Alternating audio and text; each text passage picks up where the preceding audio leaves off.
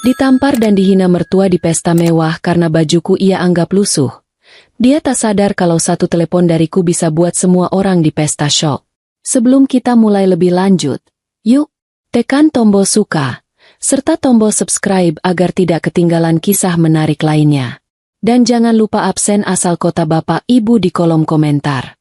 Semoga rezeki kita semua dilancarkan, kesehatan kita diberkahi, dan keluarga kita selalu harmonis dalam lindungannya. Amin. 2 tahun menikah dengan Raka rasanya seperti sedang bermain peran dalam sebuah sinetron panjang yang naskahnya ditulis oleh orang yang sedang sakit gigi.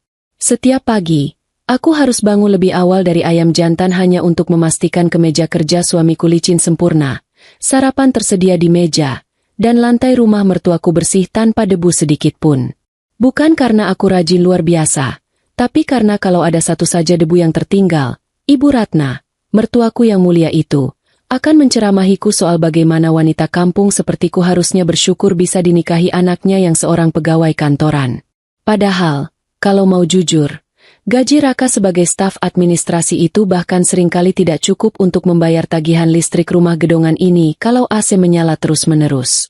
Lucunya, mereka tidak pernah tahu siapa yang diam-diam mentransfer uang kekurangan itu ke rekening listrik setiap bulan. Tentu saja aku, menantu yang mereka anggap tidak punya apa-apa ini.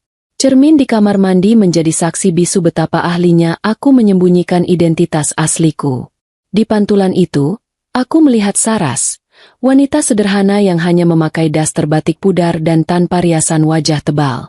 Tidak ada perhiasan berlian yang melingkar di leher, tidak ada jam tangan mewah seharga mobil di pergelangan tangan, dan tentu saja tidak ada tas kulit buatan perajin Eropa. Padahal, kalau aku mau, aku bisa saja membeli seluruh isi toko perhiasan di kota ini tanpa perlu melihat label harganya. Namaku sebenarnya adalah Saraswati Cendrawasih, pewaris tunggal dari grup Cendrawasih, raksasa properti yang menguasai setengah gedung-gedung tinggi di kota ini. Tapi demi cinta, atau mungkin demi sebuah pembuktian bodoh tentang ketulusan, aku memilih menyamar menjadi gadis yatim piatu yang miskin saat Raka melamarku dulu. Aku ingin tahu, apakah ada laki-laki yang mencintaiku tanpa melihat angka 0 di rekening bank ayahku. Ternyata, Raka memang mencintaiku, tapi paket lengkapnya datang bersama ibu mertua yang sifatnya lebih pedas dari keripik setan level 10. Pagi ini suasana rumah terasa lebih tegang dari biasanya. Mirip seperti suasana ruang tunggu dokter gigi. Tania, adik iparku satu-satunya, akan menikah minggu depan. Calon suaminya adalah anak seorang pejabat daerah. Dan hal itu membuat hidung Ibu Ratna dan Tania terangkat begitu tinggi sampai-sampai aku takut mereka akan tenggelam kalau hujan turun. Sejak subuh, Ibu Ratna sudah sibuk berteriak-teriak mengatur letak pot bunga di teras. Seolah-olah pot bunga itu bisa lari kalau tidak diawasi. Aku yang sedang menyapu halaman hanya bisa mengelus dada, sambil membayangkan betapa lucunya kalau Ibu Ratna tahu bahwa tanah tempat rumah ini berdiri sebenarnya masih masuk dalam kawasan pengembangan milik perusahaanku.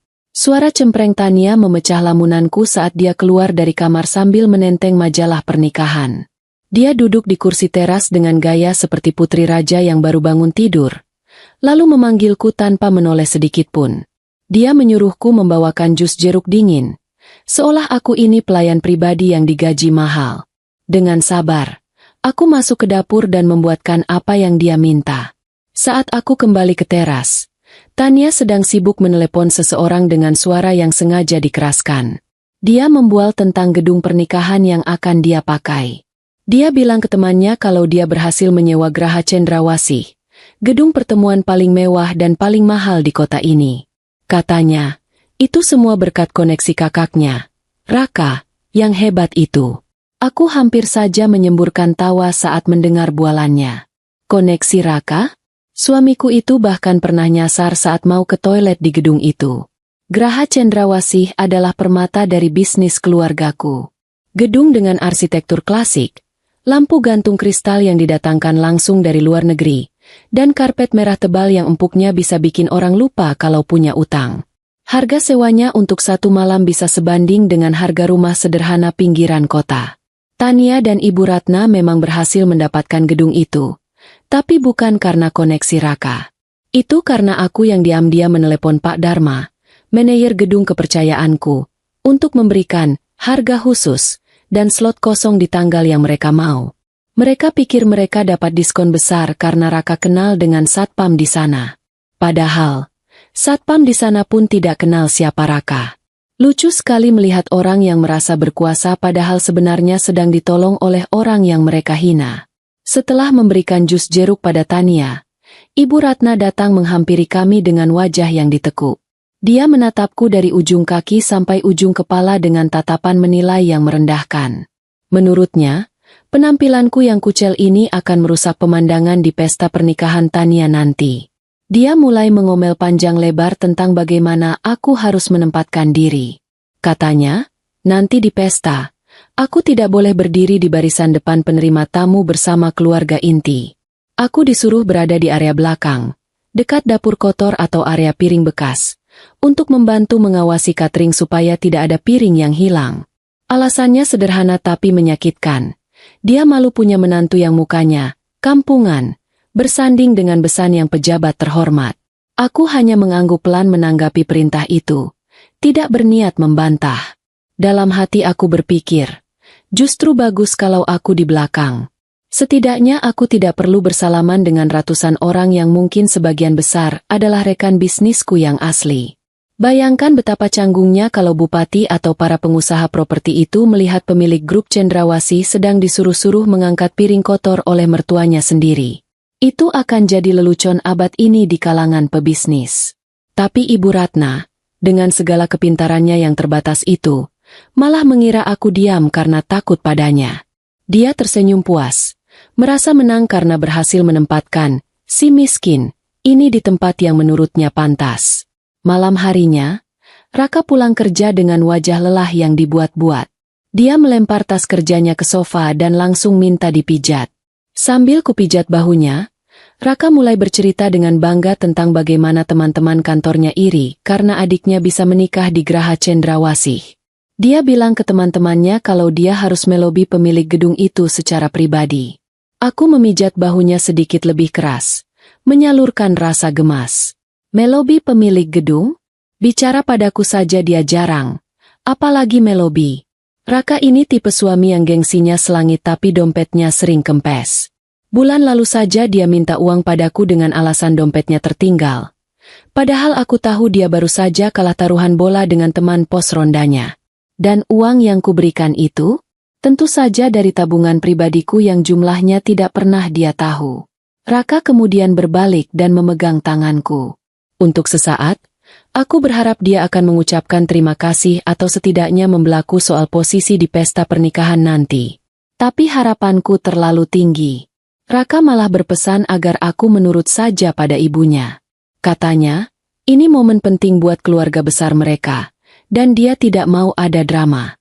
Dia bilang penampilanku memang kadang-kadang bikin malu kalau disandingkan dengan keluarga calon suami Tania yang necis-necis. Rasanya ada jarum kecil yang menusuk ulu hatiku. Suamiku sendiri, orang yang alasannya aku rela hidup sederhana begini, ternyata sama saja memandangku dari kemasan luar. Dia lupa kalau wanita, memalukan, inilah yang menyeduhkan teh hangat untuknya setiap pagi dan mendengarkan keluh kesahnya soal bosnya yang galak. Keesokan harinya adalah hari sibuk sedunia. Kami semua harus pergi ke Geraha Cendrawasih untuk pengecekan terakhir atau gladi resik. Ibu Ratna memaksaku ikut, bukan untuk memberi masukan soal dekorasi, tapi untuk membawakan tas-tas perlengkapan Tania.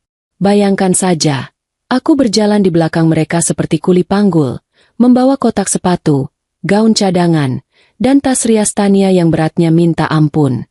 Sementara itu, Tania dan Ibu Ratna berjalan lenggak-lenggok di depan dengan payung cantik, takut kulit mereka terbakar matahari. Sesampainya di lobi gedung yang megah itu, hawa dingin penyejuk udara langsung menyapa kulit. Lantai marmernya mengkilap memantulkan bayangan kami. Para staf gedung yang berseragam rapi menyambut kedatangan kami di pintu utama. Jantungku berdegup agak kencang, bukan karena gugup, tapi karena aku harus memberi kode mata pada mereka agar tidak menyapaku dengan sebutan Ibu Saras. Untungnya, Pak Dharma sudah melatih anak buahnya dengan baik. Mereka bersikap profesional, menyapa Raka dan Ibu Ratna seolah-olah merekalah penyewa paling penting di dunia ini. Ibu Ratna langsung bertingkah sok kuasa. Dia menunjuk-nunjuk arah bunga, memprotes warna karpet yang menurutnya kurang merah, dan mengeluhkan letak meja prasmanan. Staf gedung hanya mengangguk sopan, meski aku bisa melihat kilatan kesal di mata mereka. Aku ingin sekali tertawa melihat tingkah mertuaku yang seperti nyonya besar di rumahku sendiri. Ada satu kejadian lucu saat kami di sana. Tania ingin melihat ruang rias pengantin yang ada di lantai 2. Ruangan itu adalah ruangan VIP yang biasanya hanya kubuka untuk tamu negara atau artis papan atas. Tapi karena ini pernikahan adik iparku, aku sudah menginstruksikan agar ruangan itu dibuka. Saat Tania masuk, matanya terbelalak melihat kemewahan di dalamnya. Ada sofa kulit asli, cermin besar dengan lampu-lampu Hollywood, dan kamar mandi pribadi dengan bak mandi air hangat. Tania langsung berteriak kegirangan dan memeluk ibunya. Dia bilang, "Lihat Bu, ini baru level kita. Untung Raka kenal orang dalam, kalau tidak, mana bisa kita dapat fasilitas sultan begini?" Aku yang berdiri di pojok ruangan sambil memegang botol minum Tania hanya bisa tersenyum kecut. Fasilitas sultan itu memang punyaku, Non. Di tengah kekaguman mereka, tiba-tiba Pak Dharma masuk menghampiri kami. Dia membawa selembar kertas kontrak tambahan yang harus ditandatangani. Ibu Ratna dengan gaya bos besarnya menyuruh Raka yang tanda tangan. Tapi Raka, yang mungkin sadar kalau saldo rekeningnya tidak akan cukup kalau terjadi kerusakan, malah menyikutku. "Saras, kamu saja yang tanda tangan sebagai saksi penanggung jawab kebersihan," kata Raka. "Alasannya, karena nanti di hari H, aku yang akan banyak di area belakang. Jadi kalau ada piring pecah atau kotoran, itu tanggung jawabku." Ibu Ratna setuju dengan ide itu. Baginya, itu cara bagus untuk menegaskan posisiku sebagai pembantu di acara ini. Tanpa banyak bicara, aku mengambil pena itu. Pak Dharma menatapku dengan tatapan bingung dan ragu. Tangannya sedikit gemetar saat menyerahkan papan jalan padaku. Dia tahu betul bahwa tanda tangan di atas kertas itu adalah tanda tangan pemilik gedung ini. Tapi aku memberinya tatapan tajam yang menyuruhnya diam. Aku menandatangani kertas itu dengan nama Saraswati saja, tanpa nama belakang keluarga besarku. Setelah urusan di gedung selesai, kami mampir ke butik kebaya langganan Ibu Ratna untuk mengambil seragam keluarga. Tentu saja, seragam untukku berbeda. Ibu Ratna, Tania, dan saudara-saudara Raka yang lain mendapatkan kain sutra halus dengan warna merah marun yang elegan dan penuh payet berkilau. Sedangkan untukku, Ibu Ratna melemparkan bungkusan plastik hitam berisi kain katun biasa berwarna coklat muda. Warnanya mirip seragam pegawai kelurahan zaman dulu. "Itu jatah buat kamu," kata Ibu Ratna enteng. "Jahit sendiri ya. Jangan minta uang jahit sama Raka. Kamu kan pintar menjahit. Dulu di kampung pasti sering menjahit karung beras, kan?" Tania terkikik mendengar lelucon ibunya yang sama sekali tidak lucu itu. Aku menerima bungkusan itu dengan tangan tenang, meski dalam hati rasanya ingin kusumpal mulut mereka dengan kain katun ini. Perjalanan pulang terasa sangat lama. Di dalam mobil Raka yang penyejuk udaranya kadang dingin kadang panas itu, mereka bertiga sibuk membahas daftar tamu undangan. Nama-nama pejabat disebut dengan bangga.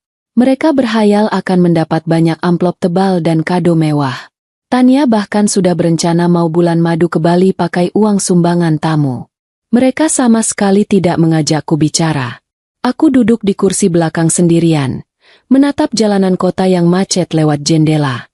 Gedung-gedung tinggi milik perusahaanku berjejer di sepanjang jalan protokol, seolah melambaikan tangan padaku. Ironis sekali. Di luar sana aku adalah ratu properti yang disegani, tapi di dalam mobil butut ini, aku tidak lebih dari debu di karpet mobil. Sesampainya di rumah, aku langsung masuk ke kamar kecilku di belakang dapur. Ya, kadang kalau Raka sedang manja dia tidur di kamar utama, tapi kalau ibunya sedang menginap atau rewel, aku sering mengalah tidur di kamar tamu yang sempit ini dengan alasan agar Raka bisa menemani ibunya. Aku membuka bungkusan kain coklat pemberian mertuaku tadi. Kainnya kasar dan warnanya kusam. Benar-benar kontras dengan kemewahan Geraha Cendrawasih tempat mereka akan berpesta. Aku menatap kain itu lama sekali. Lalu sebuah ide gila muncul di kepalaku. Kalau mereka ingin aku memakai baju ini untuk mempermalukanku, maka akan kuturuti. Aku akan memakai baju paling sederhana di gedung paling mewah milikku sendiri. Biar kontrasnya semakin nyata. Biar nanti, saat kebenaran terungkap, rasa malunya akan semakin membekas di ulu hati mereka. Malam semakin larut, tapi mata ini sulit terpejam. Suara dengkuran Raka terdengar samar dari kamar sebelah. Aku mengambil telepon genggamku yang kusembunyikan di bawah bantal. Sebuah telepon genggam keluaran terbaru yang harganya lebih mahal dari motor Raka, yang tidak pernah kuperlihatkan pada mereka. Ada pesan masuk dari Pak Dharma. Isinya singkat. Ibu, semua persiapan sudah 90%. Apakah ada instruksi khusus untuk keamanan besok lusa? Aku mengetik balasan dengan cepat sambil tersenyum miring. Pastikan semua CCTV aktif dan merekam dengan jelas, Pak. Terutama di area pelaminan dan prasmanan. Saya punya firasat akan ada pertunjukan drama yang sayang kalau dilewatkan. Aku meletakkan telepon genggam itu di nakas. Langit-langit kamar yang retak sedikit menjadi pemandanganku sebelum tidur. 2 hari lagi. 2 hari lagi Tania akan menikah. 2 hari lagi Ibu Ratna akan berdiri dengan angkuh di gedungku. Dan 2 hari lagi, batas kesabaranku mungkin akan mencapai titik nadirnya. Aku menarik napas panjang, mencoba mengisi paru-paru dengan ketenangan yang tersisa. Mereka tidak tahu siapa yang mereka ajak bermain api. Mereka pikir aku hanyalah ilalang kering yang mudah diinjak. Padahal aku adalah hutan belantara yang menyimpan badai. Tidurlah Saras, simpan energimu. Karena pesta yang sesungguhnya bukan pernikahan Tania, tapi pesta kejutan yang akan kau berikan untuk mereka semua. Suara mesin jahit tua di sudut ruang belakang berderit pelan. Seirama dengan detak jarum jam dinding yang menunjukkan pukul 2 dini hari. Mata ini rasanya sudah digantungi batu bata saking beratnya. Tapi tangan harus tetap bergerak lincah menyatukan potongan-potongan kain katun berwarna coklat tanah itu. Seperti dugaan Ibu Ratna, kain yang diberikannya ini memang kualitas paling rendah. Seratnya kasar, kaku, dan warnanya persis seperti lumpur kering di sawah saat musim kemarau. Kalau dipakai bersanding dengan kain sutra merah marun keluarga Raka, aku pasti akan terlihat seperti batang pohon kering di tengah taman bunga mawar. Tapi, justru itulah tujuannya, bukan? Mereka ingin aku terlihat tidak berharga, supaya tamu undangan tidak ada yang bertanya-tanya siapa wanita di pojok ruangan itu. Jahitanku akhirnya selesai saat kokok ayam jantan pertama terdengar. Aku mengangkat kebaya itu dan menatapnya di bawah lampu bohlam yang remang-remang. Potongannya sederhana, tidak ada payet, tidak ada manik-manik berkilau, hanya jahitan rapi yang mengikuti lekuk tubuh dengan pas. Dulu, mendiang ibuku selalu bilang, pakaian mahal bisa dibeli, tapi keanggunan itu datang dari siapa yang memakainya. Aku tersenyum tipis. Besok, aku tidak butuh berlian untuk bersinar. Cukup dengan kepala tegak dan senyum misterius. Aku yakin kain lumpur ini akan punya ceritanya sendiri. Aku melipat baju itu rapi dan memasukkannya ke dalam tas plastik kresek. Tempat yang menurut Ibu Ratna paling pantas untuk barang-barangku. Pagi harinya, rumah sudah seperti pasar tumpah yang kebakaran. Teriakan Ibu Ratna membahana dari lantai atas sampai ke dapur. Dia panik karena konde rambut palsunya hilang entah kemana. Padahal benda keramat itu ada di atas kepalanya sendiri, tertutup handuk. Raka juga tidak mau kalah heboh. Dia berlarian mencari kaos kaki sebelah kiri sambil mengomel menyalahkan aku yang katanya tidak becus mengurus lemari pakaian.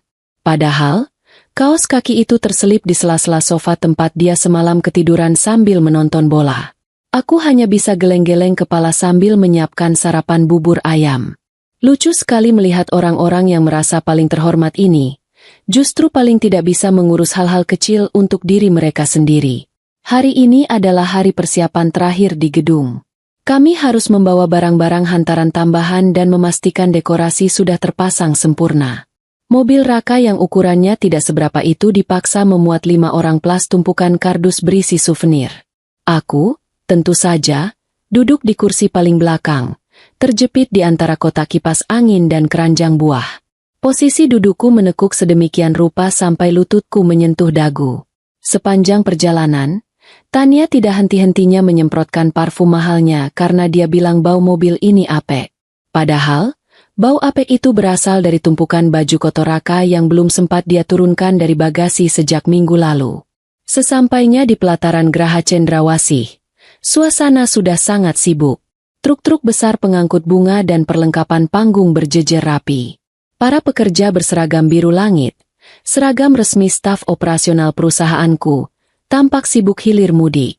Saat mobil Raka berhenti di depan lobi, seorang satpam senior bernama Pak Asep segera berlari membukakan pintu. Wajah Pak Asep tampak tegang saat melihatku turun dari pintu belakang dengan susah payah sambil memeluk kotak souvenir. Dia hampir saja membungkuk dan menyapa, "Selamat pagi Ibu." Tapi aku segera memberinya tatapan tajam dan menggeleng pelan. Pak Asep yang cerdas langsung paham. Dia mengubah sikapnya menjadi datar. Meski matanya menyiratkan rasa kasihan melihat bos besarnya diperlakukan seperti kuli angkut. Raka keluar dari mobil dengan gaya sok penting, membenarkan kerah kemejanya yang sebenarnya sudah rapi. Dia menunjuk Pak Asep dengan dagunya. "Hei, Pak Satpam, panggilkan orang yang mengurus dekorasi. Bilang, keluarga pengantin pria sudah datang. Cepat ya, kami tidak punya waktu seharian." Pak Asep mengangguk patuh. "Baik, Pak, mohon ditunggu sebentar." Aku menahan tawa melihat pemandangan itu. Raka memerintah Pak Asep seolah dia pemilik gedung. Padahal Pak Asep punya wewenang untuk melarang mobil butut Raka parkir di lobi utama kalau bukan karena instruksiku. Kami masuk ke aula utama. Udara sejuk langsung menyapa. Kontras dengan panas terik di luar. Langit-langit tinggi dengan lukisan awan dan lampu kristal raksasa membuat Tania kembali berdecak kagum. Dia berputar-putar di tengah ruangan sambil merekam video untuk media sosialnya. "Hai teman-teman, lihat nih tempat nikahanku besok. Mewah banget kan? Ini baru namanya kelas." Celotehnya ke kamera telepon genggam. Ibu Ratna tersenyum bangga melihat putrinya. Lalu matanya menangkap sosokku yang sedang berdiri dia mengagumi bunga sedap malam di dekat pintu masuk. Senyumnya langsung lenyap. "Heh, Saras, ngapain kamu melamun di situ kayak patung selamat datang?" bentak Ibu Ratna. Suaranya menggema di ruangan luas itu. Beberapa pekerja dekorasi menoleh. Kaget mendengar teriakan cempreng itu. "Itu kotak souvenir dibawa ke ruang belakang. Jangan ditaruh sembarangan di sini. Nanti dikira sampah. Cepat." Aku mengangguk dan segera mengangkat tumpukan kotak itu. Beratnya lumayan juga, membuat lenganku sedikit gemetar. Saat aku berjalan melewati panggung pelaminan, aku melihat Pak Dharma sedang berdiskusi serius dengan kepala teknisi lampu. Pak Dharma melirikku sekilas. Raut wajahnya tampak tidak terima melihatku keberatan membawa beban. Dia memberi isyarat tangan kecil kepada salah satu staf kebersihan. Tak lama kemudian, seorang pemuda berseragam biru mendekatiku. "Biar saya bantu bawakan ke belakang, Bu." Mbak," katanya sopan, hampir salah sebut. Aku tersenyum dan menyerahkan kotak itu. "Terima kasih, Mas," bisikku pelan. Ibu Ratna yang melihat kejadian itu dari kejauhan langsung berkacak pinggang. "Dasar manja. Bawa kotak begitu saja minta tolong orang. Ingat ya, Saras. Besok kamu tidak boleh merepotkan petugas di sini. Mereka itu dibayar mahal buat melayani tamu terhormat, bukan melayani pembantu dadakan kayak kamu." Raka yang berdiri di sebelahnya hanya tertawa kecil. "Maklumlah Bu, di kampung kan dia biasa angkat karung padi. Mungkin kaget kalau disuruh angkat kotak kardus licin."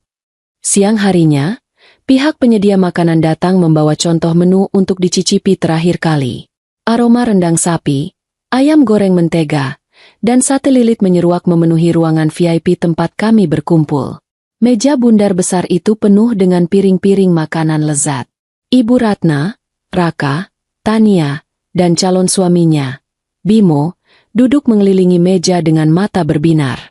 Aku berdiri agak jauh di dekat pintu, menunggu instruksi selanjutnya. Logikanya, sebagai keluarga, aku seharusnya diajak duduk dan makan bersama. Tapi logika tidak berlaku di keluarga ini. Ibu Ratna mencicipi sesendok sop buntut, memejamkan mata menikmati rasanya, lalu melirikku. "Kamu, Saras, ambilkan tisu dan air minum di meja sana. Terus kamu makan di luar saja ya. Itu ada nasi kotak jatah sopir dan kru panggung. Sayang kalau makanan mahal begini dimakan orang yang lidahnya tidak biasa. Nanti kamu sakit perut, malah bikin repot. Kata-kata itu meluncur mulus tanpa rasa bersalah. Raka sedang asyik mengunyah udang goreng tepung. Mulutnya penuh, jadi dia hanya mengangguk setuju. Hatiku mencelos, bukan karena lapar atau ingin makan enak. Aku bisa memesan koki bintang 5 kapan saja, tapi karena cara mereka memperlakukan manusia lain lebih rendah dari binatang peliharaan. Bahkan kucing jalanan pun kadang masih dipanggil, Pus, dengan nada sayang. Tapi aku mengambil nasi kotak yang ditunjuk Ibu Ratna dan berjalan keluar menuju taman samping gedung. Di sana, di bawah pohon Kamboja yang rindang, aku duduk di bangku taman sendirian. Nasi kotaknya berisi ayam bakar dan sayur nangka. Rasanya lumayan enak. Saat aku sedang menyuap nasi, telepon genggamku bergetar. Pesan dari Pak Dharma. Ibu, saya melihat ibu makan nasi kotak di taman. Hati saya sakit melihatnya. Bu, apa perlu saya antarkan menu VIP ke ruangan kantor saya?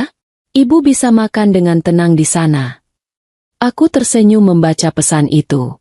Perhatian kecil dari karyawan setia ini lebih menghangatkan hati daripada ikatan pernikahan yang kupunya. Tidak perlu, Pak. Ayam bakarnya enak kok. Biarkan saja mereka menikmati pesta pora terakhir mereka. Oh iya, tolong pastikan tagihan untuk kerusakan karpet atau alat makan besok dicatat ganda ya. Balasku jahil. Sore menjelang, dan gladi resik dimulai. Tania dan Bimo berlatih jalan menuju pelaminan. Mereka berjalan pelan diiringi musik instrumental yang syahdu. Raka dan Ibu Ratna sibuk mengatur posisi berdiri penerima tamu. Aku, sesuai perintah, berdiri jauh di belakang, dekat pintu dapur kotor. Tugasku besok adalah memastikan piring kotor segera diangkut dan gelas-gelas tidak menumpuk. Sungguh tugas yang sangat mulia untuk seorang pemilik gedung.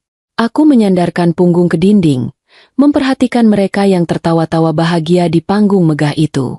Panggung yang kubangun dengan kerja keras ayahku, kini diinjak-injak oleh orang-orang yang tidak tahu terima kasih. Tiba-tiba, ada insiden kecil. Tania tersandung ujung karpet merah yang sedikit terlipat.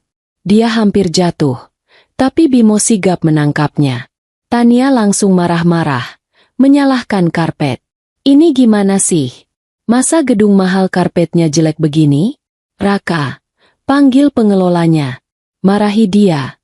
Teriak Tania manja. Raka dengan sigap memanggil salah satu teknisi yang lewat.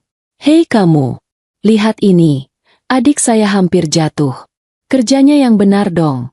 Kami sudah bayar mahal. Jangan kasih barang rongsokan.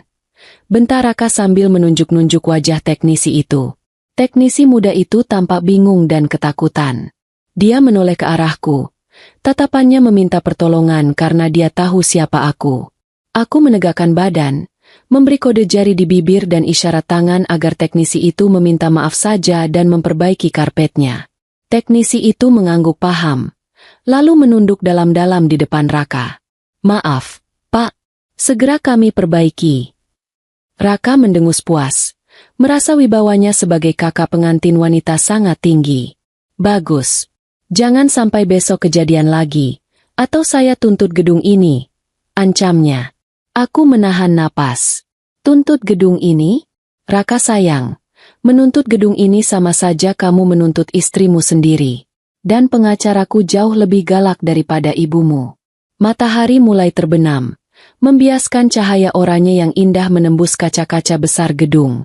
Persiapan hari ini selesai. Kami bersiap pulang.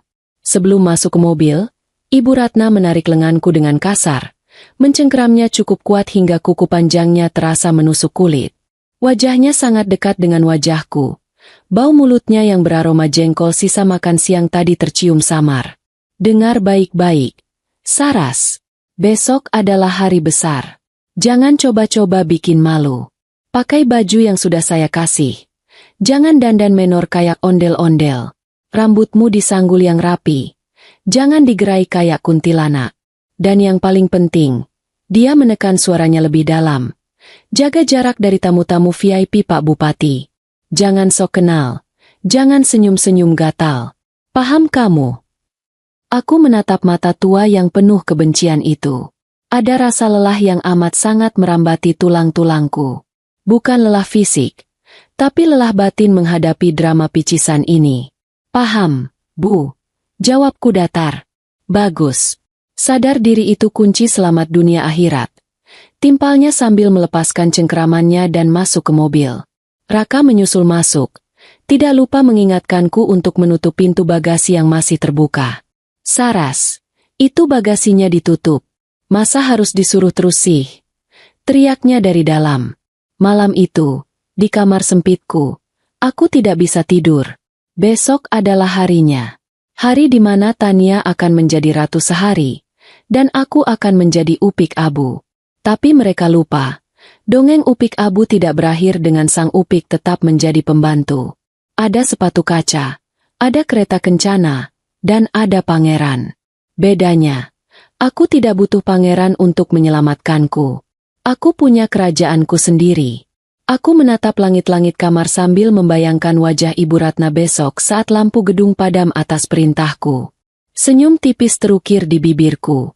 Nikmatilah tidur nyenyak kalian malam ini, wahai keluarga suamiku tersayang. Karena besok, kalian akan bangun dalam mimpi buruk yang paling nyata. Subuh belum benar-benar pecah. Tapi teriakan Ibu Ratna sudah berhasil membangunkan seluruh populasi nyamuk di komplek perumahan ini. Rumah mertuaku berubah menjadi medan perang, di mana setiap orang berlarian tanpa arah yang jelas sambil membawa benda-benda aneh. Raka sibuk mencari sepatu pantofel hitamnya yang padahal sudah kusemir mengkilap dan kuletakkan tepat di depan matanya. Sementara Tania menangis histeris di kamar karena merasa jerawat kecil di dagunya adalah bencana nasional yang bisa meruntuhkan harga diri keluarga. Tentu saja aku menjadi komandan logistik yang tidak digaji, berlari dari dapur ke ruang setrika, memastikan jas Raka tidak kusut dan kebaya Ibu Ratna sudah terpasang kancingnya dengan sempurna. Rasanya seperti menjadi gasing yang diputar terus-menerus tanpa henti. Setelah drama pagi yang melelahkan, tibalah saatnya aku mengenakan seragam kebanggaan pemberian Ibu Ratna. Kebaya dari kain katun kasar berwarna coklat tanah itu melekat pas di tubuhku. Hasil jahitan begadang semalam. Saat aku bercermin, aku hampir tertawa melihat pantulanku sendiri. Warnanya yang kusam membuat kulitku terlihat pucat. Benar-benar kontras dengan kain sutra merah menyala yang dipakai keluarga Raka. Aku terlihat seperti batang pohon kering yang tersesat di tengah taman bunga mawar. Raka yang masuk ke kamar untuk mengambil dompet sempat berhenti sejenak. Menatapku dengan kening berkerut. Aku pikir dia akan memuji hasil jahitanku. Tapi yang keluar dari mulutnya justru, "Ya ampun Saras, kamu benar-benar kelihatan kayak orang susah. Nanti kalau di gedung, jangan dekat-dekat aku ya. Malu kalau dilihat teman-temanku." Perjalanan menuju Graha Cendrawasih kali ini terasa berbeda. Raka menyewa mobil mewah untuk mengantar ibu dan adiknya. Sementara aku disuruh naik taksi daring sendirian sambil membawa kotak tambahan berisi souvenir yang tertinggal. Alasannya sederhana. Mobil sewaan itu joknya dari kulit asli, takut kotor kalau kena tumpukan kardus. Aku hanya mengiyakan tanpa banyak protes. Justru aku bersyukur, setidaknya aku bisa duduk tenang di dalam taksi yang berpendingin udara tanpa harus mendengar ocehan Ibu Ratna tentang betapa mahalnya harga sewa gedung, yang uangnya masuk ke kantongku juga. Sopir taksi yang membawaku sempat bertanya ramah, "Mau kondangan ya, Mbak? Gedungnya mewah lo itu. Yang punya katanya orang kaya raya tapi jarang muncul." Aku hanya tersenyum misterius dari balik kaca spion. "Iya Pak, katanya sih begitu." Sesampainya di gedung, kemegahan Graha Cendrawasih menyambutku. Karpet merah tergelar panjang dari lobi hingga pelaminan, dihiasi ribuan bunga segar yang wanginya semerbak memenuhi udara. Lampu kristal raksasa di langit-langit memantulkan cahaya keemasan, menciptakan suasana hangat dan berkelas. Tapi keindahan itu langsung rusak saat Ibu Ratna menyambutku di pintu samping, bukan pintu utama. Dia menarik tanganku kasar, menyeretku menjauh dari area penerima tamu yang mulai dipadati kerabat dekat. "Kamu jangan berdiri di situ. Itu tempat khusus keluarga inti. Kamu merusak pemandangan dengan baju gembelmu itu. Sana, masuk ke area belakang panggung atau bantu orang dapur cuci piring," perintahnya ketus. Matanya melotot seolah aku baru saja melakukan dosa besar. Aku menurut saja. Berjalan gontai menuju area belakang panggung tempat para petugas catering dan kebersihan bersiap. Saat aku melintasi lorong staf, beberapa pegawai senior yang mengenaliku langsung terlonjak kaget. Pak Dharma yang sedang memberi arahan pada tim keamanan bahkan sampai menjatuhkan radio panggil yang dipegangnya. Dia buru-buru berlari menghampiriku. Wajahnya pucat pasi melihat bos besarnya memakai kebaya lusuh dan ditugaskan di area kotor. Ibu Saraswati? Astaga, ibu kenapa lewat sini? Dan pakaian ibu. Siapa yang berani memperlakukan ibu seperti ini? Bisiknya dengan suara bergetar menahan amarah. Aku mengangkat tangan, memberinya isyarat untuk tenang. SSSSTTT. Pak Dharma, jangan ribut. Anggap saja saya sedang menyamar jadi intelijen. Lakukan tugas Bapak seperti biasa. Jangan sampai ada yang tahu siapa saya. Mengerti? Kembali ke aula utama. Pesta mulai berjalan. Tamu-tamu undangan mulai berdatangan dengan mobil-mobil mengkilap. Pakaian mereka gemerlap. Berlian dan emas berlomba memancarkan kilau. Raka berdiri gagah di samping Tania dan Bimo, menyalami tamu dengan senyum lebar yang dipaksakan. Dia tampak sangat menikmati perannya sebagai kakak ipar yang sukses. Sesekali membusungkan dada saat ada tamu yang memuji kemegahan gedung ini. Aku berdiri di sudut ruangan, di balik pilar besar dekat meja prasmanan, memegang nampan berisi gelas-gelas kosong sesuai perintah Ibu Ratna. Ironis sekali, di gedung yang sertifikat tanahnya atas namaku, aku justru berdiri seperti pelayan yang siap disuruh-suruh. Sesekali, ada tamu yang mengira aku benar-benar pelayan. Seorang ibu-ibu dengan sasak rambut tinggi melambai padaku tanpa menoleh. "Mbak, tolong ambilkan tisu dong, tangan saya lengket kena kuah sate." Tanpa kata, aku mengambilkan tisu dan menyerahkannya. Ibu itu menerimanya tanpa mengucapkan terima kasih. Masih sibuk mengobrol dengan temannya. Dari kejauhan, aku melihat Ibu Ratna memantauku dengan tatapan tajam, memastikan aku bekerja dan tidak mencuri tulang. Dia tersenyum puas melihatku diperintah-perintah oleh tamu. Baginya, melihat menantunya direndahkan adalah hiburan tersendiri di tengah pesta yang membosankan ini. Di tengah hiruk-pikuk pesta, aku melihat kolega bisnisku, Pak Handoko, berjalan masuk bersama istrinya. Pak Handoko adalah salah satu penyewa tetap ruko di kawasan bisnis milikku. Jantungku sempat berdegup kencang. Takut dia mengenaliku. Aku buru-buru membalikan badan, berpura-pura merapikan tumpukan piring kotor. Sayup-sayup aku mendengar Pak Handoko memuji dekorasi gedung pada Raka. "Hebat ya Mas Raka, bisa dapat gedung ini. Saya dengar pemiliknya sangat selektif loh. Jarang ada yang bisa tembus kalau tidak punya koneksi kuat." Raka tertawa renyah. Tawa yang terdengar sangat palsu di telingaku. "Ah, biasa saja Pak. Kebetulan saya kenal dekat dengan manajemennya." "Biasalah, sesama pebisnis harus saling bantu," jawab Raka penuh percaya diri. Aku menahan diri untuk tidak melempar sendok ke arahnya. Pebisnis? Mengurus tagihan kartu kredit sendiri saja dia masih minta tolong padaku. Waktu berjalan lambat. Kakiku mulai pegal karena berdiri terus-menerus dengan sepatu hak rendah yang solnya sudah tipis. Tapi Ibu Ratna tidak mengizinkanku duduk. Setiap kali aku mencoba menyandarkan tubuh ke tembok, dia pasti akan muncul entah dari mana dan memberiku kode mata melotot atau gerakan tangan menyuruhku bergerak. Dia benar-benar menjadikan pesta pernikahan anaknya sebagai ajang penyiksaan terselubung untukku. Tania pun setali 3 uang. Saat dia turun dari pelaminan untuk berganti kostum kedua, dia sengaja melewatiku dan berkata keras-keras pada periasnya. "Aduh, tolong geser sedikit Mbak, jangan dekat-dekat dia, nanti baju mahal saya bau ape ketularan bajunya." Prias itu menatapku dengan tatapan kasihan, tapi aku hanya membalas dengan senyum tipis. Senyum yang menyimpan badai. Menjelang siang, perutku mulai berbunyi. Aroma kambing guling yang dibakar di sudut ruangan sungguh menggoda iman. Tapi aku ingat pesan Ibu Ratna kemarin. Makanan tamu haram hukumnya menyentuh lidahku. Aku hanya boleh minum air putih dari dispenser karyawan di belakang. Saat aku sedang meneguk air putih di dapur kotor, Raka masuk dengan wajah panik. Jasnya terkena sedikit noda saus merah. "Saras, cepat bersihkan ini. Pak Bupati mau datang sebentar lagi." Masa aku salaman pakai jas kotor begini? Bentaknya tanpa basa-basi. Aku mengambil lap basah dan membersihkan noda itu dengan telaten. Persis seperti ibu yang mengurusi anak balitanya. Setelah bersih, Raka langsung berbalik pergi tanpa ucapan terima kasih. Meninggalkanku sendirian lagi di antara tumpukan piring kotor dan sisa makanan. Aku menatap punggung suamiku yang menjauh. Dulu, punggung itu terasa seperti tempat bersandar paling nyaman. Sekarang, punggung itu hanya terlihat seperti tembok tebal yang menghalangiku dari kebahagiaan. Aku meraba saku kebayaku, memastikan telepon genggamku masih ada di sana. Sebentar lagi, hanya tinggal menunggu momen yang tepat. Kesabaran adalah senjata yang paling mematikan jika diasah dengan benar. Biarkan mereka tertawa sekarang. Biarkan mereka merasa menjadi raja dan ratu sehari.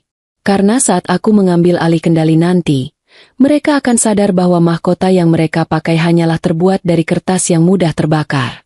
Aku kembali ke posisiku di pojok ruangan, berdiri tegak dengan nampan di tangan, menanti babak selanjutnya dari drama keluarga ini dimulai. Matahari semakin tinggi, dan seiring dengan itu, ego keluarga suamiku juga ikut meroket menembus atap gedung. Menjelang tengah hari, suasana di Geraha Cendrawasih berubah menjadi lautan manusia yang wangi dan berkilauan. Barisan mobil mewah mulai mengular di depan lobi, menurunkan tamu-tamu kehormatan yang kehadirannya sudah ditunggu-tunggu oleh Ibu Ratna sejak bulan lalu. Ada Bapak Bupati beserta istri, anggota Dewan Kota, hingga para pengusaha lokal yang namanya sering muncul di koran. Raka dan Ibu Ratna berdiri di barisan depan penerima tamu dengan senyum yang direkat permanen, seolah-olah mereka adalah pemilik hajatan paling sukses abad ini. Raka bahkan terlihat menyalami tangan Pak Bupati dengan gaya berlebihan, mengguncangnya terlalu lama sampai Pak Bupati terlihat ingin segera menarik tangannya kembali. Aku sendiri sedang sibuk bermanuver di antara meja-meja bundar, membawa nampan berisi gelas jus jeruk yang mulai berembun. Tugasku semakin berat karena tamu semakin banyak, dan entah kenapa, setiap kali ada gelas kosong, Ibu Ratna sepertinya punya radar gaib yang langsung mendeteksi keberadaanku untuk membereskannya. Namun, tantangan terbesarku bukan pada tumpukan gelas kotor itu, melainkan pada wajah-wajah yang mulai bermunculan di pintu masuk. Jantungku hampir copot saat melihat Pak Wijaya, salah satu rekan bisnis almarhum ayahku yang juga investor besar di perusahaanku, berjalan masuk didampingi asistennya. Pak Wijaya hafal betul wajahku. Kalau dia melihatku memakai kebaya lusuh dan membawa nampan seperti pelayan, dia pasti akan langsung menegur dan membongkar penyamaranku sebelum waktunya. Itu tidak boleh terjadi. Drama ini belum mencapai puncaknya. Dengan gerakan cepat ala ninja yang sedang menyusup, aku segera memutar badan dan bersembunyi di balik pilar besar yang dihiasi rangkaian bunga melati. Aku menahan napas, mengintip sedikit dari celah dedaunan untuk memastikan Pak Wijaya sudah berlalu menuju pelaminan. Untungnya, dia sedang dicegat oleh Raka yang tampak berusaha keras mencari topik pembicaraan agar terlihat akrab. Aku menghela napas lega, menyandarkan punggung ke pilar dingin itu sambil memeluk nampan di dada. Rasanya konyol sekali. Pemilik gedung semegah ini harus main peta umpet di gedungnya sendiri hanya karena takut ketahuan sedang diperlakukan seperti pembantu. Tapi, kesialan memang sedang hobi menempel padaku hari ini. Belum sempat detak jantungku normal, tiba-tiba sebuah tangan mencengkeram bahuku dari belakang. Aku tersentak kaget dan hampir menjatuhkan nampan. Saat menoleh, wajah garang Ibu Ratna sudah memenuhi pandanganku. Matanya melotot tajam, hidungnya kembang kempis menahan amarah. "Oh, jadi begini kelakuanmu ya?" Desisnya pelan tapi menusuk. "Orang-orang sibuk kerja, kamu malah enak-enakan ngumpet di balik tiang. Kamu pikir ini acara main peta umpet? Atau kamu lagi nunggu kesempatan buat mencuri sate kambing di meja prasmanan itu? Hah?" Tuduhan itu begitu konyol sampai aku bingung harus marah atau tertawa. Mencuri sate? Bu, saya bisa membeli peternakan kambingnya kalau saya mau. Bukan begitu, Bu. Saya tadi cuma merapikan tali sepatu sebentar. Jawabku asal, mencoba mencari alasan yang masuk akal. Ibu Ratna mendengus jijik. Alasan saja kamu. Dasar pemalas. Lihat itu, gelas di meja nomor 7 sudah kosong semua. Sana ambil. Awas kalau saya lihat kamu melamun lagi. Saya suruh kamu cuci piring di belakang sampai malam. Dia mendorong bahuku kasar, memaksaku keluar dari persembunyian. Dengan terpaksa, aku kembali melangkah ke tengah keramaian, menundukkan kepala sedalam mungkin agar tidak ada kenalan yang mengenali wajahku. Aku merasa seperti buronan yang sedang menyusup di markas polisi. Saat aku sedang membereskan gelas di meja nomor 7, insiden yang kutakutkan nyaris terjadi.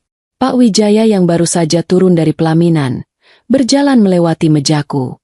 Langkahnya terhenti tepat di sampingku. Aku membeku, mematung sambil memegang gelas kotor.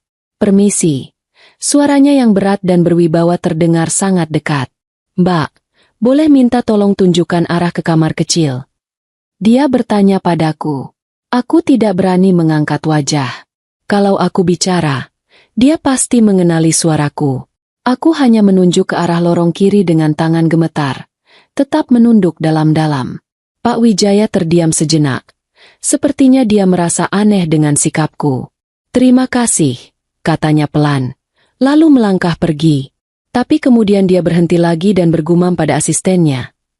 "Aneh, postur pelayan tadi mirip sekali dengan putri almarhum Pak Cendrawasih ya? Apa mataku yang salah?" Darahku berdesir hebat mendengar gumaman itu. Asistennya tertawa kecil. "Ah, Bapak salah lihat mungkin. Mana mungkin Bu Saraswati ada di sini jadi pelayan. Pak, beliau kan sibuk mengurus proyek di luar pulau." Mereka pun berlalu sambil tertawa. Aku menghembuskan napas panjang yang sedari tadi kutahan. Hampir saja. Benar-benar hampir saja. Raka yang ternyata memperhatikan kejadian itu dari kejauhan, langsung menghampiriku dengan wajah masam. Dia menarik lenganku, menyeretku sedikit menjauh dari kerumunan. "Kamu ngapain sih tadi sama Pak Wijaya? Jangan bikin malu ya. Jangan sok akrab sama orang kaya. Level kamu itu beda sama mereka. Kalau ditanya, jawab seperlunya saja, jangan caper," bisik Raka dengan nada menekan. Sakit hati ini rasanya sudah kebal. Aku menatap mata suamiku itu lurus-lurus. Aku cuma menunjuk arah toilet. "Mas, tidak lebih." Jawabku datar. Raka memutar bola matanya. "Ya sudah, sana kerja lagi. Ingat, jangan bikin masalah. Ini tamu-tamu penting semua. Kalau sampai ada yang komplain soal pelayanan, kamu yang kena." Dia lalu pergi meninggalkanku, kembali memasang topeng senyum ramahnya untuk menyambut tamu lain. Aku menatap punggungnya dengan tatapan nanar. Raka, kamu sibuk menjaga citra di depan orang lain, tapi lupa menjaga perasaan istrimu sendiri. Kamu takut aku bikin malu di depan Pak Wijaya. Padahal kalau Pak Wijaya tahu siapa aku sebenarnya, kamulah yang akan kehilangan muka sampai ke akar-akarnya." Siang berganti sore, dan kaki ini rasanya sudah mau patah. Tapi pesta belum menunjukkan tanda-tanda akan berakhir. Musik dangdut mulai diputar, menggantikan musik orkestra yang elegan. Suasana semakin cair dan berisik. Tania terlihat sedang berjoget di atas panggung bersama teman-temannya. Gaun pengantin keduanya yang berekor panjang menyapu lantai panggung. Dia tertawa lepas, menikmati momen menjadi pusat perhatian dunia. Di sudut lain, Ibu Ratna sedang pamer perhiasan emasnya pada segerombolan ibu-ibu arisan. Dia bercerita dengan lantang tentang betapa suksesnya anak laki-lakinya menyewa gedung ini, seolah Raka adalah pahlawan tanpa tanda jasa. Tidak ada satupun dari mereka yang peduli padaku. Si Upik Abu yang berdiri pegal di pojok ruangan. Aku memutuskan untuk mengambil jeda sejenak. Aku berjalan menuju pintu kaca besar yang menghadap ke taman samping, tempat di mana tidak ada orang yang melihat. Di kaca itu, aku melihat pantulan diriku. Rambut yang mulai berantakan, keringat yang menetes di pelipis, dan baju coklat kusam yang menyedihkan. Tapi anehnya, aku tidak merasa sedih. Di balik penampilan gembel ini, aku melihat kilatan api di mataku sendiri. Api yang siap membakar semua kepalsuan ini. Aku meraba saku, merasakan dinginnya logam telepon genggamku. Sebentar lagi, Raka. Sebentar lagi, Ibu. Nikmatilah tawa kalian yang tersisa, karena setelah ini, air mata kalian tidak akan cukup untuk memadamkan amarahku. Aku membetulkan letak sanggulku, menarik napas dalam-dalam, dan kembali masuk ke medan perang. Babak penentuan sudah di depan mata. Suasana pesta semakin sore bukannya semakin surut, malah semakin menggila. Musik dangdut koplo berdentum keras dari pengeras suara, membuat kaca-kaca jendela gedung ikut bergetar. Tamu-tamu undangan yang sudah kekenyangan kini sibuk berfotoria, sementara piring-piring kotor menumpuk seperti menara Pisa yang siap rubuh kapan saja. Lenganku rasanya sudah mati rasa saking seringnya bolak-balik mengangkat nampan berat berisi gelas bekas sirup yang lengket. Kalau ada olimpiade angkat piring kotor, aku yakin medali emas sudah pasti melingkar di leherku sekarang. Ironisnya, di gedung milikku sendiri ini, aku bekerja lebih keras daripada kuli panggul di pasar induk. Insiden itu bermula dari hal sepele. Tania baru saja turun dari panggung pelaminan dengan gaun keduanya yang super lebar dan penuh renda. Dia berjalan membelah kerumunan tamu dengan dagu terangkat tinggi, persis seperti peragawati yang sedang berjalan di panggung mode Paris. Bedanya Tania berjalan menuju stan es krim puter. Aku sedang berjalan tergesa-gesa dari arah berlawanan, membawa nampan berisi tumpukan piring bekas sate yang sausnya masih belepotan. Tiba-tiba, seorang anak kecil berlarian mengejar balon dan menabrak kakiku. Aku kehilangan keseimbangan. Tubuhku oleng ke kiri. Aku berusaha sekuat tenaga agar piring-piring kotor itu tidak jatuh menimpa anak kecil itu. Gerak refleksku berhasil menyelamatkan si anak kecil dan piring-piring kotor itu.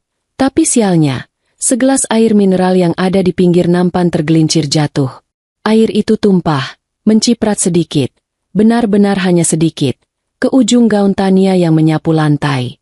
Reaksi Tania sungguh di luar nalar. Dia tidak sekadar kaget. Dia berteriak histeris seolah-olah aku baru saja menyiramnya dengan air keras atau melepaskan sekandang kecoa ke bajunya. "Ah, gaun aku! Gaun mahalku!" teriak Tania melengking. Suaranya bahkan mengalahkan suara penyanyi dangdut di panggung. "Dasar buta! Kamu lihat nggak sih kalau jalan? Ini gaun suaannya mahal tahu. Kalau rusak gimana?" Seluruh aula mendadak hening. Musik berhenti seketika. Ratusan pasang mata kini tertuju pada kami. Aku berdiri mematung, masih memegang nampan berat itu, mencoba menjelaskan. "Maaf, Tan. Tadi ada anak kecil lari. Aku cuma..." Belum sempat aku menyelesaikan kalimatku, sesosok bayangan berbaju merah marun melesat datang secepat kilat. Itu Ibu Ratna. Entah dia punya ilmu teleportasi atau memang sudah mengintaiku sejak tadi. Tiba-tiba dia sudah berdiri di hadapanku dengan wajah merah pada menahan murka. Tanpa bertanya apa yang terjadi, tanpa memberi kesempatan aku bernapas, tangannya melayang cepat ke udara. Plak! Suara tamparan itu terdengar begitu nyaring dan renyah, menggema di seluruh ruangan yang senyap. Pipiku terasa panas menyengat, seolah baru saja ditempelkan setrika panas. Kepalaku tertoleh ke samping karena kerasnya tamparan itu. Nampan di tanganku akhirnya terlepas, jatuh berantakan ke lantai, menimbulkan suara gaduh pecahan piring yang menambah dramatis suasana. Rasa perih menjalar cepat, tapi rasa malu jauh lebih menyakitkan. Di depan ratusan tamu, di depan karyawan-karyawanku sendiri yang sedang menyamar, aku ditampar oleh mertuaku. "Dasar wanita kampung tidak berguna," bentak Ibu Ratna. Telunjuknya menuding tepat di depan hidungku. Napasnya memburu. "Kamu ini bisanya cuma bikin susah. Dari dulu masuk ke keluarga ini cuma bawa sial. Sekarang pesta adik iparmu juga mau kamu hancurkan. Apa kamu iri melihat Tania bahagia?" Hah! Aku memegangi pipiku yang berdenyut nyeri. Mataku berkaca-kaca, bukan karena cengeng, tapi karena refleks menahan sakit fisik. Aku mencari sosok Raka di antara kerumunan. Berharap, kali ini saja, suamiku itu punya sedikit nyali untuk maju dan berkata, "Cukup, Bu." Tapi harapan tinggal harapan. Raka memang berlari mendekat, tapi bukan untuk melindungiku. Dia justru berdiri di samping ibunya, menatapku dengan tatapan jijik seolah aku adalah kotoran yang menempel di sepatu mahalnya. "Ya ampun, Saras!" seru Raka frustrasi, sambil mengacak-acak rambutnya yang klimis. "Kamu ini kenapa sih ceroboh banget? Bikin malu saja. Lihat tuh gaun Tania jadi basah." Kamu tahu nggak sih kita sewa gedung dan baju ini pakai uang mahal? Uangku, bukan uang recehanmu. Tania masih sesenggukan lebay sambil mengibaskan gaunnya yang sebenarnya cuma basah seukuran koin. Usir dia, Mas. Usir dia. Aku nggak mau lihat muka pembawa sial ini di pestaku. Dia pasti sengaja mau bikin aku jelek di depan tamu-tamu. Rengek Tania manja. Ibu Ratna kembali maju selangkah, mendorong bahuku kasar hingga aku terhuyung mundur. Dengar itu? Pergi sana. Pulang. Jangan tampakkan wajahmu lagi di sini. Masuk lewat pintu belakang. Keluar lewat pintu belakang. Sadar diri sedikit. Kamu itu cuma numpang hidup di sini. Gedung mewah begini bukan tempat buat orang udi kayak kamu yang jalannya saja nggak becus. Kata-kata itu meluncur deras. Disaksikan oleh Pak Bupati yang melongo, rekan-rekan bisnisku yang ternganga, dan Pak Dharma yang berdiri kaku di pojok ruangan dengan tangan mengepal menahan amarah. Suasana benar-benar mencekam. Aku bisa melihat beberapa tamu berbisik-bisik, menatapku dengan tatapan kasihan bercampur hinaan. Oh, itu istrinya? Kasihannya, kayak pembantu. Bisik salah satu tamu yang berdiri dekat situ. Sakit di pipiku perlahan berubah menjadi sesuatu yang lain. Dingin. Air mataku yang tadi hampir tumpah, mendadak kering kembali. Rasa sedih itu menguap, digantikan oleh ketenangan yang menakutkan. Selama 2 tahun aku menahan diri. Selama 2 tahun aku menelan semua hinaan demi menjadi istri yang berbakti. Tapi hari ini, detik ini, tamparan Ibu Ratna telah memutus tali kesabaranku yang terakhir. Aku menegakkan tubuhku perlahan, mengabaikan rasa sakit di pipi kiri. Aku menatap mata Raka, lalu beralih ke Ibu Ratna, dan terakhir ke Tania. Tatapanku bukan lagi tatapan Sarasi menantu penurut. Ini adalah tatapan Saraswati Cendrawasih, wanita yang biasa memecat manajer tidak becus hanya dengan satu jentikan jari. Aku menyeka sudut bibirku yang sedikit perih, lalu tersenyum tipis. Senyum yang membuat Raka tiba-tiba merasa tidak nyaman. Baik, kataku pelan, tapi suaranya terdengar jelas di keheningan itu. Kalian minta aku pergi? Aku akan pergi. Tapi sebelum itu, ada satu hal kecil yang harus kita luruskan. Aku merogoh saku kebayaku yang lusuh, mengeluarkan telepon genggamku. Layarnya menyala, menampilkan sebuah nomor kontak darurat yang sudah kusiapkan sejak kemarin. Ibu Ratna mendengus meremehkan. Mau nelpon siapa kamu? Mau ngadu ke emak bapakmu di kuburan? Atau mau panggil tukang ojek? Aku tidak menjawab. Jariku menekan tombol panggil. Mataku menatap lurus ke arah Pak Dharma yang berdiri siaga di pojok ruangan. Ini waktunya pertunjukan yang sebenarnya dimulai. Kalian ingin drama? Baiklah. Aku akan berikan drama kolosal yang tidak akan pernah kalian lupakan seumur hidup. Panggung ini milikku, dan sutradaranya baru saja mengambil alih kendali. Rasa panas di pipi kiri ini bukan sekadar sakit fisik, tapi seperti stempel penghinaan yang dicapkan di depan ratusan saksi mata. Rasanya lebih menyengat daripada terkena percikan minyak goreng panas saat memasak di dapur sempit mertuaku. Aku masih memegangi pipiku, menatap nanar ke arah lantai marmer yang kini dipenuhi pecahan piring dan sisa makanan. Detik itu, waktu seolah berjalan sangat lambat. Aku melihat sepatu pantofel Raka mendekat. Jantungku sempat berdesir. Ada secuil harapan bodoh yang muncul di benakku. Mungkin, hanya mungkin, suamiku akhirnya sadar dan akan memelukku, menanyakan apakah aku baik-baik saja. Tapi harapan itu hancur berkeping-keping secepat piring yang baru saja kujatuhkan. Tangan Raka memang terulur, tapi bukan untuk mengusap pipiku atau membantuku berdiri. Dia justru mendorong bahuku kasar, membuatku terhuyung mundur hampir menabrak meja prasmanan. Kamu ini punya otak tidak sih, Saras? Bentak Raka. Urat lehernya menonjol keluar saking kencangnya dia berteriak. Wajahnya yang tadi sok wibawa menyalami pejabat, kini merah pada menahan malu. Sudah dibilang jangan bikin ulah. Lihat itu gaun Tania. Itu gaun sewaan dari perancang terkenal. Kalau rusak, kamu mau bayar pakai apa? Pakai ginjalmu. Kalimat itu menusuk lebih dalam daripada tamparan Ibu Ratna. Suamiku sendiri, Laki-laki yang kucintai dan kubantu diam-diam selama ini, lebih mengkhawatirkan sepotong kain sewaan daripada harga diri istrinya yang baru saja diinjak-injak di depan umum. Aku menatap mata Raka dalam-dalam. Di sana, aku tidak lagi melihat cinta. Aku hanya melihat ketakutan. Ketakutan kehilangan muka, ketakutan dianggap tidak mampu, dan ketakutan pada ibunya. Ibu Ratna tidak mau ketinggalan momen untuk membenamkanku lebih dalam. Dia melangkah maju, berkacak pinggang dengan dagu terangkat, persis seperti nyonya besar di film-film zaman dulu. Dengar baik-baik ya, wanita tak tahu diri. Suaranya lantang, sengaja dikeraskan agar tamu-tamu di barisan belakang pun bisa mendengar pidato kemenangannya. Kami menyewa gedung mewah ini, Geraha Cendrawasih ini, dengan uang hasil keringat anakku. Raka bekerja keras banting tulang supaya kami bisa pesta di tempat terhormat ini.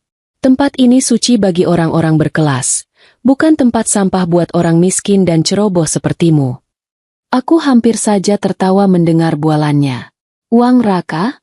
Gaji Raka sebulan bahkan tidak cukup untuk membayar biaya listrik lampu kristal gantung yang ada di atas kepalanya itu selama 1 jam. Keringat Raka? Yang ku tahu, Raka lebih sering berkeringat karena main game di telepon genggamnya daripada bekerja. Tapi tentu saja, mereka tidak tahu itu. Mereka hidup dalam gelembung kebohongan yang mereka tiup sendiri. Dan hari ini, gelembung itu sudah terlalu besar. Sadar diri, Saras, tambah Tania, masih sambil mengibaskan gaunnya yang sebenarnya sudah kering kena angin. Mending kamu pulang kampung saja sana. Nanam padi atau apalah. Di sini kamu cuma bikin polusi mata. Ih, sebel banget aku. Tamu-tamu mulai berbisik semakin kencang. Beberapa menatapku dengan jijik, terhasut oleh omongan Ibu Ratna. Oh, jadi itu cuma benalu ya? Bisik seseorang. Pantesan bajunya jelek begitu. Ternyata cuma numpang hidup. Sahut yang lain. Anehnya, saat mendengar semua cacian itu, air mataku justru berhenti mengalir. Rasa sedih yang tadi menyesakkan dada mendadak lenyap, digantikan oleh kekosongan yang dingin, lalu perlahan terisi oleh keberanian yang membara. Aku menegakkan punggungku. Aku merapikan sedikit tatanan rambutku yang berantakan. Aku menyeka sisa air mata di sudut mata dengan gerakan tegas. Cukup sudah sandiwara, istri soleha yang teraniaya, ini. Aku merogoh saku kebaya coklatku, mengeluarkan telepon genggam hitam yang selama ini selalu kusembunyikan di dalam tas kresek agar tidak ketahuan kalau itu barang mahal. Aku mengusap layarnya, membuka kunci, dan mencari satu nama di daftar panggilan cepat. Melihatku memegang telepon, Raka tertawa meremehkan. Tawa yang terdengar sumbang di telingaku. Hah, lihat Bu, dia mau nelpon siapa itu? Paling mau nelpon tukang ojek buat jemput. Atau mau ngadu ke tetangga kontrakan lamanya? Ejek Raka. Ibu Ratna ikut menimpali sambil terkekeh sinis. Biarkan saja, Kak. Paling dia mau pinjam uang buat ganti rugi piring pecah itu. Kasihan, gayanya sok pegang HP, padahal pulsanya paling kosong. Aku mengabaikan gonggongan mereka. Dengan tenang, aku menempelkan benda pipi itu ke telinga. Mataku tidak lepas menatap wajah-wajah sombong di hadapanku itu. Aku ingin merekam ekspresi kemenangan mereka detik ini, supaya nanti aku bisa membandingkannya dengan wajah mereka 5 menit lagi. Nada sambung berbunyi 2 kali. Lalu terdengar suara berat dan tegas di seberang sana. Halo? Siap perintah, Ibu. Aku menarik napas panjang, mengisi paru-paruku dengan otoritas yang selama ini kupendam. Suaraku tidak berteriak, tidak meledak-ledak, tapi rendah, dingin, dan penuh penekanan. Pak Dharma, panggilku. Raka dan Ibu Ratna mengernyitkan dahi. Mereka mungkin berpikir, siapa Dharma? Tukang sayur? Bawa seluruh tim keamanan masuk ke aula utama sekarang juga. Lanjutku tanpa memutus kontak mata dengan Ibu Ratna. Kunci semua pintu akses keluar kecuali pintu lobi utama. Dan satu lagi, Pak. Aku memberi jeda sedikit, menikmati kebingungan yang mulai merambat di wajah Raka. Perintahkan teknisi untuk mematikan seluruh sistem penyejuk udara dan lampu hias utama di gedung ini. Saya beri waktu 60 detik. Aku menurunkan telepon genggamku dan memutus sambungan. Keheningan aneh melanda lingkaran kecil kami. Raka menatapku dengan mulut sedikit terbuka. Matanya berkedip-kedip bingung seperti lampu bohlam yang mau putus. Ibu Ratna memiringkan kepalanya. Masih berusaha mencerna apa yang baru saja dia dengar. Kamu ngomong apa barusan? Tanya Raka terbata-bata. Nadanya campuran antara bingung dan ingin marah tapi ragu. Pak Dharma? Keamanan? Matikan lampu? Kamu sudah gila ya Saras? Kesurupan setan gedung apa kamu? Ibu Ratna tertawa lagi. Tapi kali ini tawanya terdengar dipaksakan. Ada nada cemas yang terselip di sana. Halah! Dia itu stres. Kak, kebanyakan mikir utang mungkin. Mana ada orang gila yang bisa nyuruh-nyuruh satpam gedung mewah ini? Dia pikir dia siapa? Pemilik gedung. Ibu Ratna mengucapkan kata, pemilik gedung, dengan nada mengejek yang luar biasa. Dia tidak tahu. Kalimat itu adalah ramalan paling akurat yang pernah dia ucapkan seumur hidupnya. Aku hanya tersenyum miring. Tunggu saja, Bu. Kita hitung mundur sama-sama. 50 detik lagi. Jawabku santai sambil melipat tangan di dada. Berdiri tegak di antara pecahan piring, bukan lagi sebagai upik abu, tapi sebagai sang pemilik tahta yang sedang menunggu pasukannya datang. Keringat dingin mulai terlihat menetes di pelipis Raka. Dia mulai sadar. Ada sesuatu yang sangat salah di sini, dan firasat buruk mulai merayapi punggungnya. 60 detik itu waktu yang singkat kalau kita sedang asyik bermain media sosial. Tapi rasanya lama sekali kalau sedang menunggu nasib orang sombong diputar balikan. Raka dan Ibu Ratna masih sibuk menertawakanku. Seolah aku baru saja menceritakan lelucon paling konyol sedunia. Mereka pikir teleponku tadi hanyalah gertakan sambal dari orang stres yang sudah putus asa. Raka bahkan sempat menepuk pundakku dengan gaya sok akrab yang menyebalkan. Bilang kalau aku sebaiknya segera periksa ke dokter jiwa sebelum semakin parah. Tania ikut-ikutan mencibir sambil membetulkan bulu mata palsunya yang hampir copot karena kebanyakan menangis buaya tadi. Mereka benar-benar tidak sadar kalau jarum jam dinding sedang berdetak menghitung mundur kehancuran pesta pora mereka. Belum sempat tawa mereka reda, tiba-tiba pintu utama aula terbuka lebar dengan suara dentuman yang cukup keras. Suara tawa di ruangan itu mendadak mati, tergantikan oleh suara langkah kaki tegap yang berderap serentak. Bukan satu atau dua orang, tapi 12 petugas keamanan berbadan tegap dengan seragam safari hitam lengkap masuk berbaris dengan rapi. Di depan mereka, berjalan Pak Dharma dengan wajah kaku dan serius, memegang radio panggil di tangan kirinya. Aura yang mereka bawa begitu mengintimidasi hingga membuat Pak Bupati yang sedang mengunyah lemper pun berhenti mengunyah. Tamu-tamu undangan menepi secara otomatis, membelah lautan manusia seperti adegan di film-film kolosal. Wajah Ibu Ratna yang tadinya mengejek, mendadak berubah cerah sumringah. Dia menepuk tangan Raka dengan girang, mengira pasukan keamanan itu datang untuk menyelamatkan reputasi pestanya. Logika Ibu Ratna memang ajaib. Dia pikir karena dia penyewa, yang mengaku-ngaku VIP, maka fasilitas keamanannya juga sekelas presiden. Dengan percaya diri tingkat dewa, Ibu Ratna melangkah maju menyambut Pak Dharma, merentangkan tangan seolah menyambut pahlawan yang pulang perang. Senyumnya lebar sekali, memamerkan gigi emasnya yang berkilau di bawah lampu kristal. Nah, ini baru pelayanan kelas 1. Seru Ibu Ratna lantang, sengaja pamer pada tamu-tamu di sekitarnya. Dia menunjuk-nunjuk ke arahku dengan telunjuknya yang lentik. Bagus sekali Pak, Bapak datang tepat waktu. Tolong ya, Pak, serat wanita gila ini keluar dari gedung. Dia sudah bikin onar, memecahkan piring, dan mengotori gaun anak saya. Dia ini orang stres yang menyusup masuk. Bikin malu keluarga kami saja. Cepat Pak, buang dia ke tempat sampah sekalian.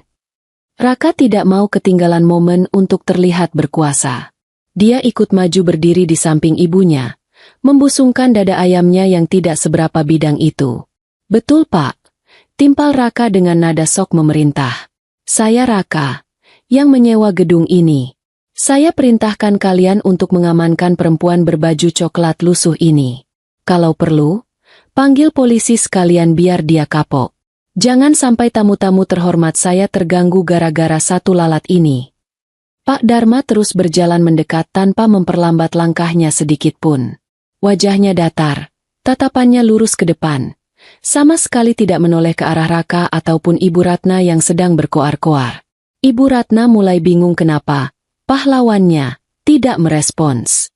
Dia melambaikan tangan di depan wajah Pak Dharma. "Halo, Pak, Bapak dengar saya tidak sih?" Saya bilang tangkap dia. Teriaknya mulai kesal karena merasa diabaikan. Tapi Pak Dharma, dengan dinginnya, berjalan melewati Ibu Ratna begitu saja. Seolah-olah mertuaku itu hanyalah tiang bendera yang tidak kasat mata. Hembusan napas kaget terdengar serentak dari para tamu saat Pak Dharma dan 12 anak buahnya berhenti tepat di hadapanku. Di depan si wanita berbaju lusuh yang baru saja ditampar. Suasana mendadak hening, senyap, mencekam. Raka melongo. Tangannya masih menggantung di udara. Ibu Ratna mematung dengan mulut terbuka lebar. Cukup lebar untuk lalat masuk bersarang. Mereka tidak mengerti apa yang sedang terjadi. Kenapa petugas keamanan malah mengepung si pembantu dan bukan menyeretnya keluar? Detik berikutnya adalah pemandangan yang membuat jantung Raka sepertinya berhenti berdetak sesaat. Pak Dharma, sosok manajer gedung yang berwibawa itu, membungkukkan badannya 90 derajat di depanku.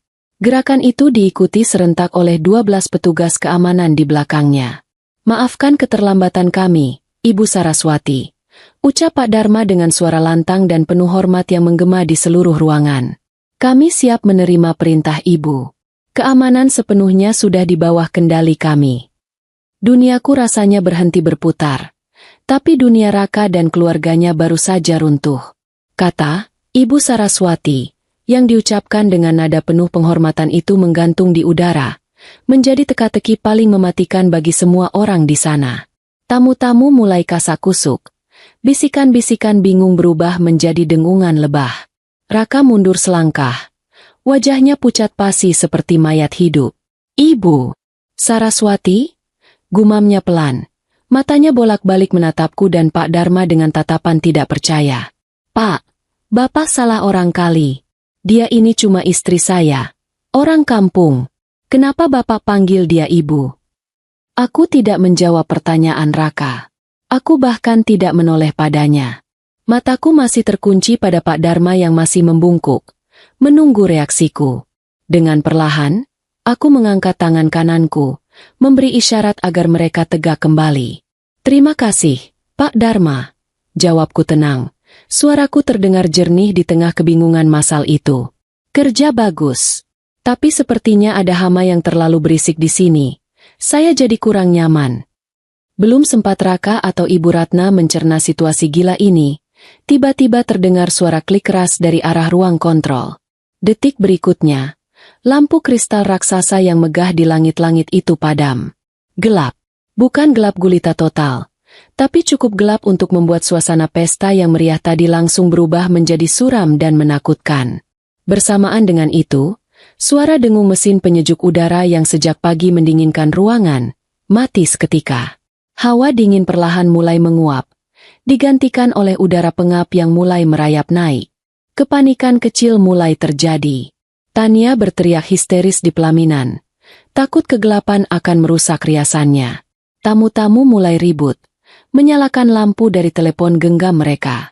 Di tengah keremangan itu, aku berdiri tegak dikelilingi pasukan berbaju hitam, sementara Raka dan keluarganya berdiri gemetar di seberangku, terlihat kecil dan menyedihkan. Panggung sandiwara mereka sudah kumatikan lampunya. Sekarang, sorotan lampu hanya tertuju padaku, sang sutradara yang baru saja mengambil alih pertunjukan. "Selamat datang di realitas yang sebenarnya, Mas Raka," bisikku pelan, diiringi senyum tipis yang tak terlihat oleh siapapun di kegelapan itu. Gelap yang tiba-tiba menyelimuti aula itu bukan sekadar ketiadaan cahaya, tapi seperti tamparan kenyataan yang membekukan semua orang. Ratusan cahaya putih dari lampu telepon genggam para tamu mulai menyala satu persatu, menciptakan pemandangan aneh seperti ribuan kunang-kunang yang tersesat di dalam gua. Di tengah remang-remang cahaya itu, wajah Raka terlihat seperti kain cucian basah yang belum diperas, pucat, kusut, dan tidak berbentuk. Dia menatapku dengan mata melotot. Mulutnya bergerak-gerak seperti ikan mas koki yang kehabisan oksigen, tapi tidak ada suara yang keluar. Otaknya yang pas-pasan itu sepertinya sedang bekerja sangat keras mencoba menyambungkan benang merah antara istri kampungannya, pasukan keamanan yang membungkuk hormat, dan lampu gedung yang mati total. Ibu Ratna yang pertama kali memecah keheningan dengan suara cemprengnya yang khas, meski kali ini terdengar agak gemetar. Ini apa-apaan? Kenapa lampunya mati? Hei, Pak Satpam, jangan main-main ya. Kami ini bayar mahal. Nyalakan lagi lampunya. Nanti bedak saya luntur kalau kepanasan. Teriaknya sambil mengibas-ngibaskan kipas cendana. Dia masih berusaha menyangkal situasi. Masih berpikir kalau dia punya kuasa di sini. Dia menoleh padaku dengan tatapan menuduh. Saras, ini pasti ulahmu kan? Kamu sekongkol sama tukang listrik buat ngerjain kami kan? Dasar menantu durhaka. Berapa kamu bayar mereka? Pakai uang curian dari dompet Raka ya? Aku tertawa kecil. Tawa yang sangat ringan. Tapi di keheningan aula itu, suaranya terdengar mengerikan. Uang curian dari dompet Raka? Ulangku pelan sambil geleng-geleng kepala. Bu, asal ibu tahu saja. Dompet Raka itu isinya lebih banyak bon utang daripada uang merahnya. Kalau saya mau menyuap satu orang satpam di sini saja, saya butuh gaji Raka selama 5 tahun penuh tanpa makan. Jadi, tolong pakai logika ibu sedikit, kalau memang masih ada sisanya. Raka yang merasa harga dirinya diinjak-injak di depan Pak Bupati dan tamu undangan, akhirnya meledak. Dia maju selangkah hendak meraih tanganku. Wajahnya merah padam karena marah dan malu. Jaga mulutmu, Saras. Jangan bikin malu aku di sini. Pak Dharma, atau siapalah nama bapak, tangkap perempuan ini. Dia sudah gila. Dia cuma istri saya yang tidak tahu diuntung. Jangan percaya omongannya. Raka berteriak memerintah Pak Dharma. Tapi belum sempat jari Raka menyentuh ujung kebayaku, 2 petugas keamanan bertubuh kekar langsung pasang badan, menghalangi langkah Raka dengan dada bidang mereka yang sekeras tembok beton. Raka terpental mundur, nyaris jatuh terjengkang kalau tidak menabrak meja prasmanan.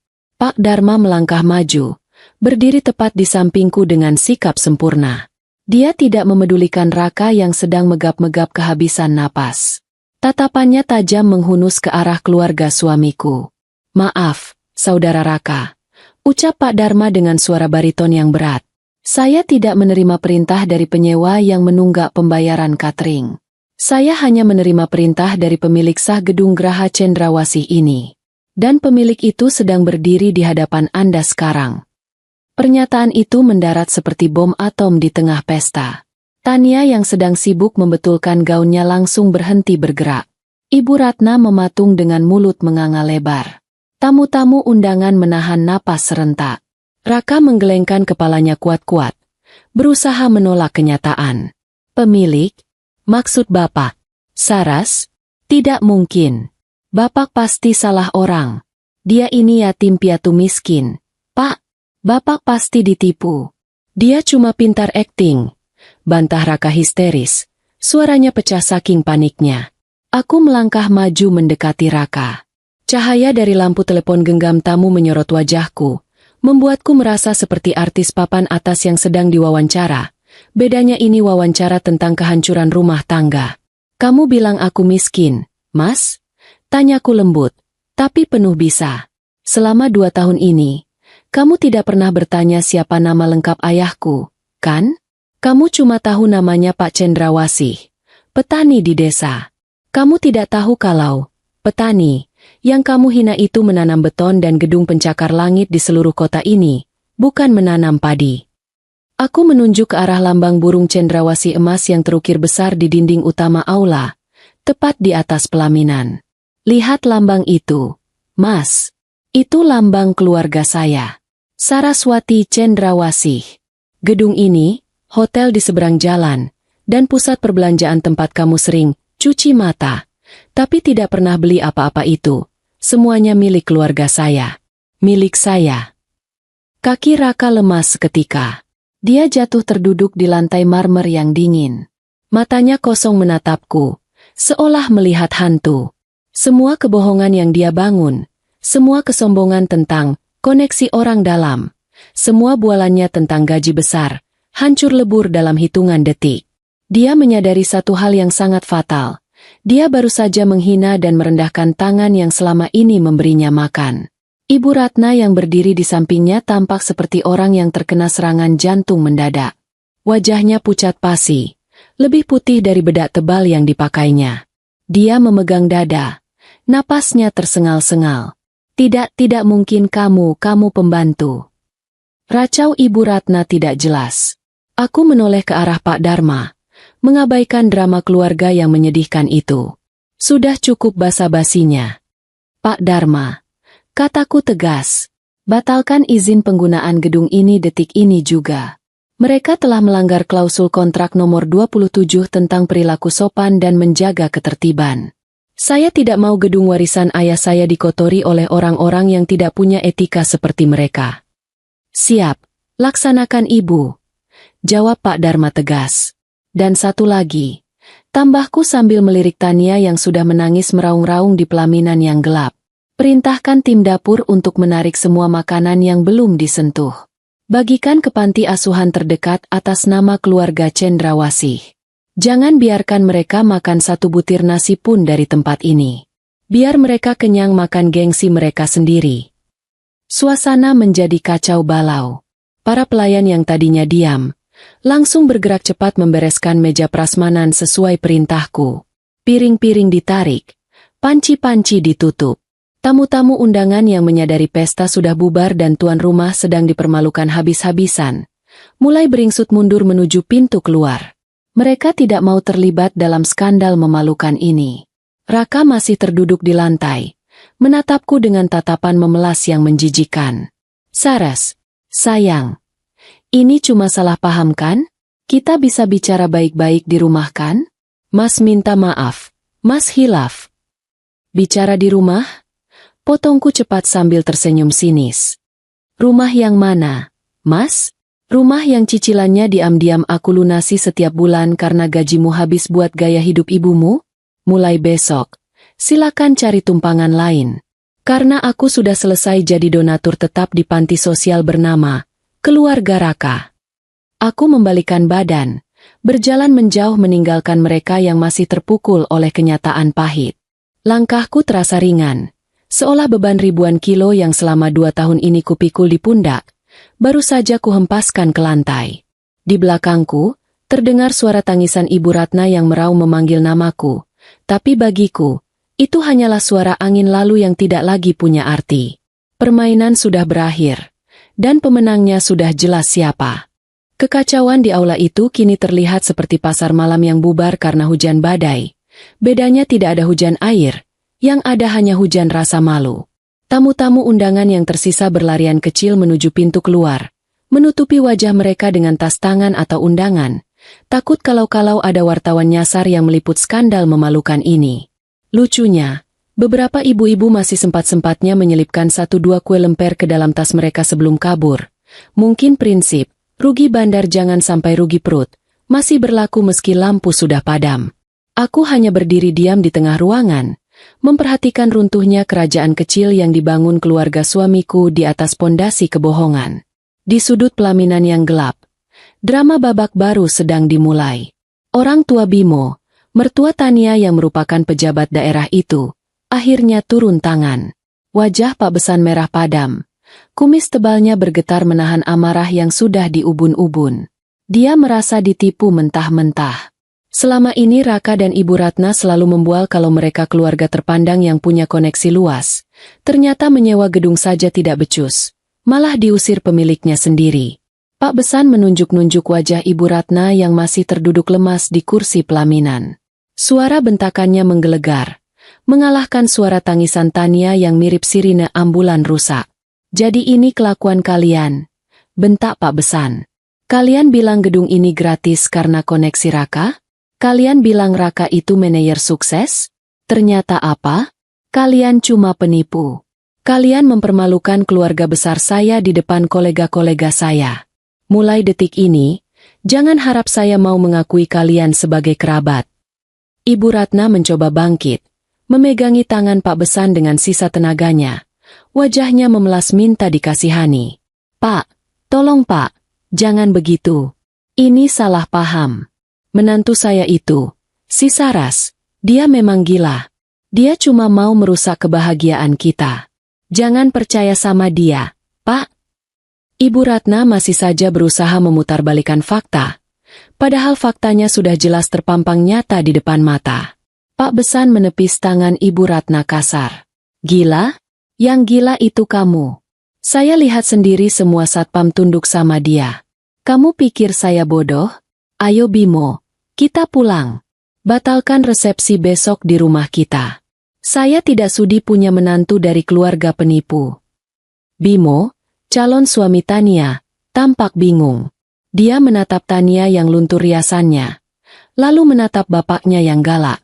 Sebagai anak mama yang penurut, Bimo akhirnya memilih mengikuti bapaknya, meninggalkan Tania yang meraung-raung memanggil namanya di kegelapan. Mas Bimo, jangan tinggalkan aku. Gaunku belum lunas sewanya. Mas, teriak Tania putus asa. Sungguh romantis sekali kisah cinta mereka. Hancur hanya karena urusan gedung dan gengsi. Sementara itu, Raka merangkak mendekatiku. Kemeja mahalnya sudah keluar dari celana. Rambutnya acak-acakan persis ayam jago yang kalah sabung. Dia mencoba meraih ujung kakiku. Tapi Pak Dharma dengan sigap menghalanginya dengan sepatu bot besarnya. Raka mendongak. Matanya basah oleh air mata buaya. Saras, Dek Saras. Panggilnya dengan suara serak. Tolonglah, jangan begini. Kasihan ibu, kasihan Tania. Kita ini suami istri, harusnya saling menutupi aib. Kamu tidak sayang sama Mas lagi? Ingat janji pernikahan kita, Dek. Aku tertawa renyah, tawa yang membuat Raka merinding. Janji pernikahan? Janji yang mana, Mas? Janji untuk saling menghormati? Atau janji untuk menafkahi? Seingatku, dua-duanya sudah kamu langgar sejak bulan pertama kita menikah. Kamu minta aku menutupi aib? Mas, aku sudah menutupi aib kemiskinanmu selama 2 tahun dengan uang pribadiku. Kurang tertutup apa lagi? Sekarang, aib itu sudah busuk, baunya menyengat sampai kemana-mana, sudah tidak bisa ditutup lagi. Aku memberi isyarat pada salah satu staf keuanganku yang sedari tadi berdiri diam di belakang Pak Dharma. Staf itu maju, menyerahkan sebuah map berwarna biru. Aku mengambil map itu dan melemparkannya ke hadapan Raka. Map itu mendarat tepat di depan lututnya. Apa ini? Tanya Raka gemetar. Itu tagihan, Mas. Jawabku santai. Tagihan kerusakan piring yang tadi dipecahkan karena ibumu menampar aku. Tagihan pembersihan karpet yang kena noda karena ulah adikmu. Dan tentu saja, denda pembatalan sepihak karena melanggar aturan ketertiban. Oh ya, jangan lupa, biaya sewa gedung ini belum lunas kan? Kemarin kamu bilang mau bayar setelah dapat uang sumbangan tamu. Nah, karena tamunya sudah bubar dan tidak ada sumbangan, silakan lunasi pakai uang tabunganmu. Kalau punya. Raka membuka map itu dengan tangan gemetar. Matanya membelalak melihat deretan angka 0 yang berbaris rapi di sana. Jumlahnya fantastis. Cukup untuk membeli harga diri Raka 10 kali lipat. Saras ini banyak sekali. Dari mana aku dapat uang segini? Kamu mau membunuhku pelan-pelan. Loh, bukannya kamu orang kaya? Sindirku tajam. Bukannya ibumu tadi bilang kalau kalian yang menyewa gedung ini dengan uang keringatmu? Buktikan dong.